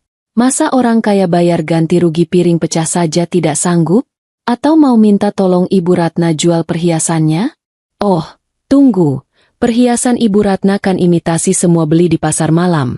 Mana laku dijual? Mendengar perhiasannya disebut imitasi, Ibu Ratna yang sedang menangis di pojok langsung berhenti sejenak, lalu melotot padaku. Kurang ajar. Ini emas asli. Teriaknya tidak terima. Aku hanya mengangkat bahu. Terserah ibu saja. Nanti coba saja gadai. Paling ditertawakan tukang gadainya. Aku merasa urusanku di sini sudah selesai. Udara di gedung ini mulai terasa sesak oleh aroma keputusasaan mereka. Aku tidak mau berlama-lama menghirup udara beracun itu. Aku merapikan kebaya coklat lusuhku, lalu berbalik badan menuju pintu keluar. Pak Dharma, panggilku tanpa menoleh. Siap, Bu. Jawab Pak Dharma sigap. Pastikan mereka tidak keluar dari gedung ini sebelum menyelesaikan urusan administrasi di map biru itu. Kalau mereka tidak bisa bayar, tahan KTP dan jaminan apapun yang mereka bawa. Kalau perlu, suruh mereka cuci piring di dapur belakang selama sebulan untuk melunasi hutangnya. Anggap saja pelatihan mental buat calon orang miskin baru. Baik, Bu. Perintah dimengerti. Aku melangkah keluar aula dengan perasaan lega yang luar biasa. Di lobi depan, sebuah mobil sedan hitam mengkilap sudah menunggu. Sopir pribadiku, Pak Ujang, yang selama 2 tahun ini, cuti, melayaniku demi penyamaran ini, sudah berdiri di samping pintu mobil dengan seragam rapi. Melihatku datang dengan baju lusuh, Pak Ujang tersenyum hormat dan membukakan pintu belakang. Selamat sore, Ibu Saraswati. Senang melihat Ibu kembali. Sapa Pak Ujang ramah. Sore, Pak Ujang. Saya juga senang bisa kembali jadi diri sendiri. Jawabku sambil masuk ke dalam mobil yang jok kulitnya terasa empuk dan nyaman. Jauh berbeda dengan jok mobil Raka yang keras dan bau apek. Saat mobil mulai melaju meninggalkan pelataran Geraha Cendrawasih, aku sempat menoleh ke belakang lewat kaca jendela. Gedung megah itu kini tampak gelap sebagian, menyisakan lampu lobi yang remang-remang. Di dalamnya, ada 3 manusia sombong yang sedang belajar pelajaran termahal dalam hidup mereka, bahwa roda kehidupan itu berputar, dan jangan pernah meludahi piring tempatmu makan, karena bisa jadi piring itu milik orang yang bisa membeli harga dirimu. Telepon genggamku bergetar lagi. Kali ini bukan pesan dari Pak Dharma, tapi notifikasi dari bank. Gaji bulananku sebagai CEO grup Cendrawasih baru saja masuk. Jumlahnya cukuplah untuk membeli mulut-mulut tetangga yang nyinyir. Aku bersandar tenang, memejamkan mata, menikmati hembusan penyejuk udara mobil yang wangi aromaterapi lavender. Besok, aku punya banyak pekerjaan. Mengurus perceraian, menarik kembali fasilitas rumah yang kutumpangi atas nama Raka, dan mungkin membeli baju baru yang lebih layak daripada kain karung ini. Selamat tinggal masa lalu, selamat datang kebebasan. 1 bulan sudah berlalu sejak peristiwa, tragedi lampu padam, di Geraha Cendrawasih, dan hidupku rasanya kembali ke setelan pabrik yang seharusnya. Sibuk, produktif, dan tentunya wangi uang. Tidak ada lagi daster bolong atau bangun subuh buta untuk menyemir sepatu suami yang tidak tahu diri. Sekarang, setiap pagi aku bangun disambut oleh asisten rumah tanggaku yang membawakan secangkir teh hangat kualitas terbaik, sambil membacakan jadwal rapat harian. Rasanya seperti baru keluar dari penjara 2 tahun dan langsung menghirup udara pegunungan yang segar. Kantor pusat grup Cendrawasih kembali menjadi rumah keduaku, tempat di mana perintahku adalah hukum dan tanda tanganku bernilai miliaran rupiah. Meja kerjaku yang luas kini dipenuhi tumpukan berkas. Salah satunya adalah berkas perceraian yang isinya sangat memuaskan hati. Proses perpisahanku dengan Raka berjalan lebih mulus daripada jalan tol yang baru diaspal. Raka tidak berani menuntut harta gonogini sepeser pun. Pengacaraku, yang galaknya 11-12 sama singa lapar, berhasil membuat Raka tanda tangan tanpa banyak drama. Raka tahu diri, kalau dia macam-macam atau mencoba menunda prosesnya, tumpukan utang ganti rugi kerusakan gedung dan denda pembatalan kontrak itu akan kujadikan kasus pidana penipuan. Jadi, dengan tangan gemetar dan air mata yang mungkin sudah kering, dia melepaskan satu-satunya sumber kekayaan yang pernah dia miliki, aku. Kabar tentang nasib mantan keluarga suamiku itu sampai ke telingaku lewat mata-mata setiaku, Pak Dharma, yang sepertinya punya bakat terpendam jadi intelijen negara. Raka akhirnya dipecat dari kantornya seminggu setelah pesta itu. Ternyata, gosip tentang kejadian di gedung menyebar lebih cepat dari virus flu di musim hujan. Teman-teman kantornya tahu belangnya. Bosnya malu punya karyawan penipu, dan akhirnya dia ditendang keluar tanpa pesangon. Sekarang, Raka bekerja serabutan. Terakhir aku dengar, dia mendaftar jadi pengemudi ojek daring, tapi sering kena tegur pelanggan karena motornya bau apek dan wajahnya selalu murung seperti orang yang memikul beban dunia. Ibu Ratna dan Tania punya nasib yang lebih dramatis lagi, cocok untuk dijadikan naskah sinetron azab. Rumah gedongan yang dulu mereka tinggali dan mereka pamerkan sebagai rumah warisan keluarga, Ternyata statusnya hanya sewa tahunan yang akan habis masa berlakunya. Tanpa gajiku yang diam-diam sering menutupi kekurangannya, Raka tidak sanggup memperpanjang sewa. Mereka diusir pemilik rumah dan sekarang tinggal di kontrakan petak sempit di pinggiran kota. Daerah yang dulu sering dihina Ibu Ratna sebagai tempat jin buang anak. Sungguh ironi yang menggelitik perut. Barang-barang mewah Tania, mulai dari tas bermerek yang ternyata palsu, sampai sepatu hak tingginya, sudah dijual di pasar loak demi membeli beras dan bayar listrik. Siang ini, saat aku sedang dalam perjalanan menuju lokasi proyek baru, mobilku berhenti di sebuah perempatan lampu merah yang ramai. Matahari sedang terik-teriknya, membuat aspal jalanan menguap panas. Tanpa sengaja, pandanganku tertuju ke trotoar sebelah kiri. Di sana, di antara debu jalanan dan asap knalpot, aku melihat sebuah gerobak gorengan tua yang didorong susah payah oleh dua orang wanita. Jantungku berdesir mengenali sosok itu. Itu Ibu Ratna dan Tania. Penampilan mereka jauh dari kata sosialita yang dulu mereka agung-agungkan. Ibu Ratna memakai daster lusuh yang warnanya sudah pudar. Keringat bercucuran di lehernya yang dulu penuh kalung emas imitasi. Tania, si putri manja, kini sibuk mengipas bara api dengan wajah cemong kena arang. Takdir sepertinya sedang ingin bercanda, karena tiba-tiba Raka muncul dengan motor bebek bututnya, berhenti tepat di depan gerobak gorengan itu. Dia terlihat kurus dan hitam terbakar matahari, memakai jaket ojek daring yang kebesaran. Raka menerima bungkusan gorengan dari ibunya, mungkin untuk makan siang, lalu mereka terlihat berdebat kecil. Ibu Ratna menunjuk-nunjuk wajah Raka dengan jepit gorengan, mungkin sedang menyalahkannya atas nasib buruk mereka, atau mungkin marah karena Raka minta gorengan gratisan terus. Pemandangan itu begitu menyedihkan sekaligus melegakan di saat yang bersamaan. Inilah potret keluarga yang hancur karena kesombongan mereka sendiri. Aku menurunkan kaca jendela mobil sedikit, membiarkan udara dingin dari dalam mobilku menyapa panasnya udara luar. Entah bagaimana, Ibu Ratna menoleh. Matanya yang cekung bertemu dengan mataku yang tertutup kacamata hitam. Dia ternganga. Mulutnya terbuka. Tangannya yang memegang sutil penggorengan gemetar. Dia mengenali mobilku. Dia mengenali wajahku. Ada tatapan penyesalan, rasa malu, dan permohonan yang campur aduk di matanya. Raka ikut menoleh, dan saat dia melihatku duduk nyaman di kursi belakang mobil mewah, bahunya merosot jatuh. Dia hanya bisa menunduk, tidak berani menatap mata wanita yang dulu dia sia-siakan. Pak Ujang, sopirku, melirik dari kaca spion tengah. Itu mantan keluarga ibu ya? Mau saya bunyikan klakson biar mereka minggir, Bu? Tanyanya polos. Aku tersenyum tipis dan menggeleng pelan. Tidak usah, Pak. Biarkan saja. Mereka sedang menjalani hukuman seumur hidup dari pengadilan karma. Kita tidak perlu ikut campur. Nanti malah tangan kita kotor kena minyak jelantah. Lampu lalu lintas berubah hijau. Jalan, Pak. Perintahku. Mobilku melaju pelan meninggalkan mereka yang tertinggal di belakang, tertutup debu dan asap kendaraan. Aku tidak menoleh lagi ke belakang. Buat apa? Masa lalu biarlah tertinggal di spion.